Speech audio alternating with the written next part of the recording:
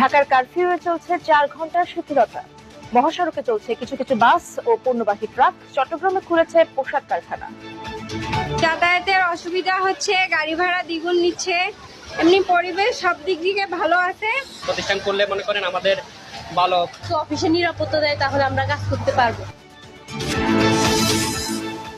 সন্ধ্যা নাগাদ স্বল্প পরিসরে চালু হতে পারে ইন্টারনেট। কয়েক ঘন্টা অপেক্ষা করতে বললেন আইসিটি প্রতিমন্ত্রী। যে কোনো সময় জারি হবে সরকারি চাকরিতে কোটা ব্যবস্থা সম্পর্কিত প্রজ্ঞাপন। ব্রিফ করবেন আইন ও জনপ্রশাসন মন্ত্রী সহ নীতি নির্ধারকরা। সন্ত্রাস নাশকতায় ধ্বংসস্তূপে পরিণত হয়েছে নারায়ণগঞ্জ। রংপুরে বিভিন্ন সরকারি বেসরকারি স্থাপনায় অগ্নিসংযোগ, লুটপাটের ক্ষতচিহ্ন। দেশের বিভিন্ন স্থানে নাশকতায় জড়িতদের ধরতে চলছে অভিযান।